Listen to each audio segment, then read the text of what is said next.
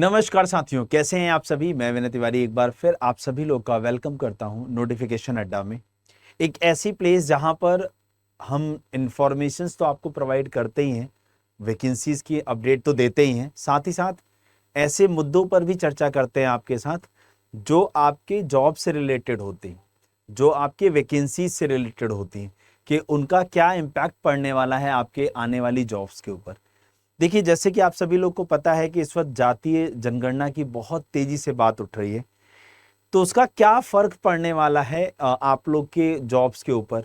अगर हम लोग परसेंटेज ऑफ कोटा बढ़ा देते हैं तो उससे क्या इम्पैक्ट होने वाला है जनरल कैटेगरी को या किसी भी कैटेगरी को, क्या बेनिफिट होने वाला है और क्या नुकसान होने वाला है, उसके ऊपर थोड़ा सा हम लोग बात करेंगे यहाँ पर। तो चलिए, अगर आप लोग को पता हो, बहुत अच्छे से आप लोग देख रहे हो कि आजकल सारे न्यूज़ में आप लोग को खाली एक ही बात देखने को मिल रही है कि जो है कास्ट जो है सेंसस कराया जाए। और अब शायद मेरे ख्याल से लगता है कि गवर्नमेंट भी चाहती है, सेंट्रल गवर्नमेंट भी, कि ये जो सेंसस है वो कंडक्ट कराया जाए। लेकिन इसी बीच में आप लोग को एक बात बताना चाहूँगा कि सुप्रीम कोर्ट ने एक बात कह रखी है। सुप्रीम कोर्ट का एक आदेश है जिसमें ये कहा गया है कि 50% से ज़्यादा रिजर्वेशन नहीं हो सकता, मतलब 50% से कम रिजर्वेशन होगा टोटल, उससे ज़्यादा रिजर्वेशन नहीं हो सकता। इसी तरीके से आप देखोगे तो ओबीसी, एससी, एसटी, इन सब के अगर हम लोग परसेंटेज ऑफ कोटा को बढ़ाया देखा जाए, जोड़ा जाए, तो वो आपका 50% से कम ही होता है। ठीक है ना। तो ये सुप्रीम कोर्ट का आदेश है जिसके तहत सारी चीज़ें हो रही हैं।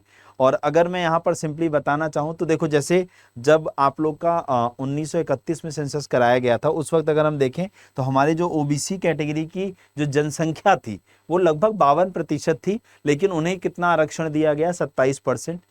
ऐसे एससी का जो आरक्षण है वो लगभग 15% का है और आपका एसटी का 7.5% का है। अब अगर आप इसे सम अप करोगे तो ये आप लोग का जो है वो 49.5 हो जाएगा।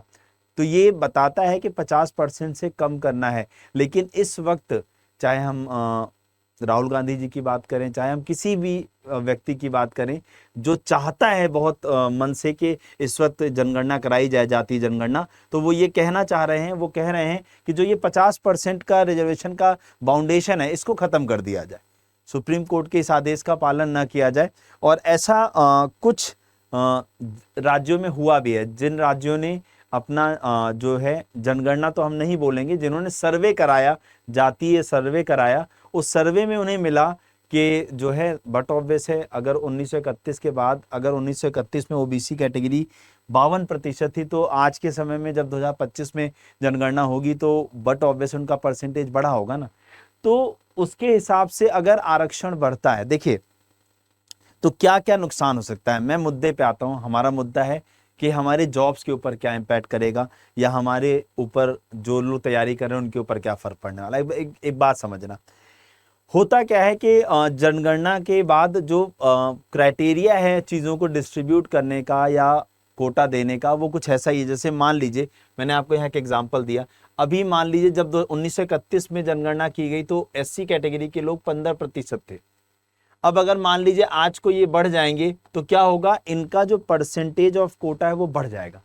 जैसे मैं आपको देखो इस चीज को एक्सप्लेन करता हूं, आपको दिखाता हूं। ये देखिए, जैसे अगर हम लोग यहाँ पर बात करें, जनगणना एक्ट 1948 में एससी एसटी की गणना का प्रावधान है। ओबीसी की गणना के लिए इसमें संशोधन करना होगा। इससे ओबीसी की 2650 जातियों के आंकड़े सामने आएंगे।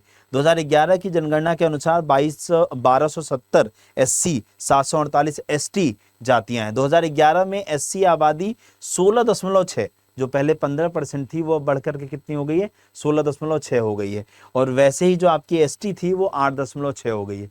तो अब अगर हमने इनका कोटा बढ़ा करके 16.6 और इनका कोटा 8.6 कर दिया, सेम इसी तरीके से अगर हम ओबीसी कैटेगरी को लेकर चले, मान ले हम थोड़ी देर के लिए कि उनका जो परसेंटेज पहले 52% ओबीसी हुआ करते थे, अगर वो बढ़ करके 60-65% हो जाएंगे, तो जो वो कोटा है वो ये चाहते हैं सब लोग कि जितना जातियां हैं, जितने प्रतिशत जातियां हैं उनको उतना कोटा दे दिया जाए।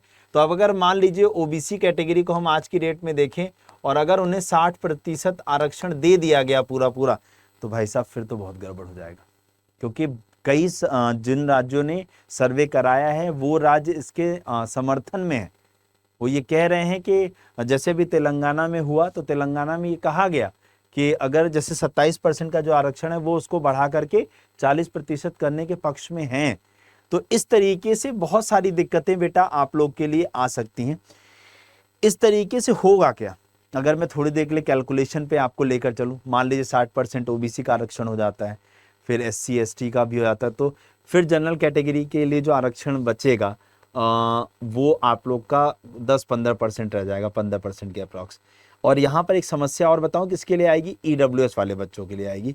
जितने ईडब्ल्यूएस वाले हैं उनको जो है इकोनॉमिकली, मतलब वो तो बट ऑब्वियस है वो कमजोर थे, धन नहीं था उनके पास, पैसा नहीं था, उसके बिहाफ पर उन्हें आरक्षण दिया गया था ना, तो वो खत्म होने के कगार पे आ सकता है, क्योंकि उनको जनगणना के आधार पर कोई आरक्षण नहीं मिला था, तो वो आरक्षण भी खत्म हो जाएगा। तो इसलिए मैं तो एक ही चीज कहूंगा कि अगर ऐसा होता है तो फिर बहुत गड़बड़ हो जाएगा, बहुत सारी चीजें खराब हो जाएंगी। अभी भी आप देखो, जैसे आप एग्जाम देते हो तो होता क्या है, जनरल कैटेगरी में जो वैकेंसी निकाली जाती है, होता क्या है, जनरल कैटेगरी की वैकेंसी में ओबीसी कैटेगरी के कैंडिडेट भी फाइट करते हैं, एससी भी, एसटी भी, यानी जितनी भी कैटेगरी है, अगर वो उस रैंक को, उस नंबर को, कट ऑफ को क्वालिफाई करते हैं तो वो जनरल कैटेगरी की सीट में ही तो फाइट करते हैं। लेकिन क्या ऐसा होता है कि जो जनरल कैटेगरी का बच्चा है वो अगर उस कट ऑफ को बीट कर रहा हो, ओबीसी को, एससी एसटी को, तो क्या वो उसमें चला जाता है? नहीं जाता है। इसका मतलब ये तो शुरू से ही होता रहा है कि जनरल कैटेगरी की सीट में सबको ओपन किया गया है। लेकिन अब अगर इस तरीके से जनगणना हुई और इसको इम्प्लीमेंट कर दिया गया आपके एग्जामिनेशन में, जॉब्स में, तो आप समझ लो फिर क्या होगा, फिर आप बहुत कम माइनॉरिटी में चले जाएंगी, जनरल कैटेगरी की जो सीटें बचेंगी वो बहुत कम हो जाएंगी। और अगर आप 14% 15% के बैरियर में चले जाओगे तो आप समझो जो भी वैकेंसी निकलेगी उसमें आगे चल के केवल 15% सीट पे आप फाइट कर सकते हो। और फिर यहाँ से वही वाली चीज़ कि अगर 15% सीट पे आप फाइट करो तो उसमें कोई भी आ सकता है। तो इसलिए पहले मैं तो चाहूँगा कि सरकार इसकी टाइमलाइन जल्दी से डिसाइड करे कि उसे कब करना है। जब भी करना है उसकी टाइमलाइन को जल्दी से केंद्र सरकार डिसाइड करे, और इसमें ये चीज़ ज़रूर सुनिश्चित करे कि इसका इम्पैक्ट हमारी आने वाली वैकेंसीज पर, आने वाली जॉब्स पर ना पड़े। क्योंकि सुप्रीम कोर्ट के इस आदेश से ही सही, बट काफ़ी सालों से, इतने सालों से हम लोगों ने चीज़ों को बचा के रखा था ना, 100 साल पूरे करने वाले हो, तो अगर हम लोग चीज़ों को सही से करते रहे तो हमारी जो जॉब्स हैं वो इसी प्रकार से आती रहेंगी और ज़्यादा इम्पैक्ट नहीं करेगा। बाकी आप लोग अपने विचार क्या हैं, आप लोग क्या चाहते हो कि जातीय जनगणना के हिसाब से आप लोग के वैकेंसीज के ऊपर भी इम्पैक्ट किया जाए, आप लोग को उतना कोटा दिया जाए, उस तरीके से आप फॉर्म भरें, उतनी ही सीट्स के लिए फाइट करें? क्या आप इन सब चीज़ों के फेवर में हैं? जो भी आपके विचार हो इस वीडियो के नीचे कमेंट करके बताइएगा। Thank you so much. जय हिंद, जय भारत।